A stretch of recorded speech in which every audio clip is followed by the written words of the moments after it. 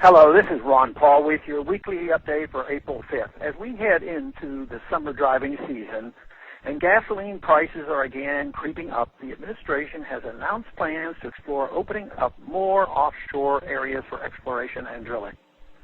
On the one hand, this can be lauded as a positive step. On the other hand, it's too little, much too late to have any meaningful or long-term effect on what Americans pay at the pump anytime soon, if at all. Indeed, if increasing domestic energy production was really a priority, the administration would direct the EPA to remove its many roadblocks and barriers to energy production. In fact, abolishing the EPA altogether would do much to improve our country's economy. Instead of protecting the environment as they are supposed to, most of what they do simply chills the economy. Polluters should be directly liable in court to any and all parties they harm rather than bureaucrats at the EPA. Of course, last week's announcement was couched in terms of removing barriers and red tape. However, the fact that we had these barriers in the first place is yet another reminder of how the energy market is hampered and controlled by bureaucrats and central planners in Washington, rather than the demands of the people and the decisions of private investors.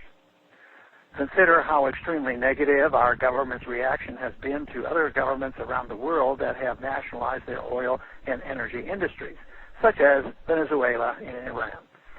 We deposed the democratically elected leader in Iran in 1953 for this very reason. Yet the level of involvement of our government and bureaucrats in energy is nearly absolute. Of course, the only thing worse than our government dictating energy decisions to its own citizens is our government's dictating energy decisions to the citizens of other countries.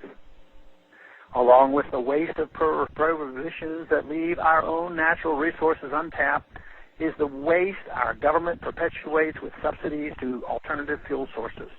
There is certainly profit to be made in permitting cheaper, cleaner fuel sources, but government subsidy programs interfere with finding realistic long-term solutions. Subsidies divert resources towards certain politically favored fuel types while ignoring others. If the market were left alone, private investors would put their own capital into the most promising alternative fuels. Instead, due to government incentives, resources are concentrated into politically chosen endeavors that could very well end up being dead ends. Meanwhile, precious time and money is wasted. The government has the opposite of the Midas touch. This has been observed over and over by the reduced quality and rising prices in every private industry in which it entangles itself. Yet somehow, people still seem willing, even eager, to relinquish to government control the most important and sensitive portions of our economy and society.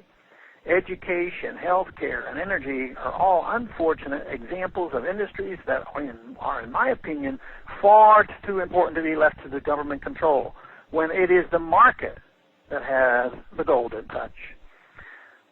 Thanks for calling this update. A new update is placed on this number, 888-322-1414 every Monday morning, the written text of which can be found on my website, www.house.gov/Paul under the heading Texas Straight Talk. Thanks for calling.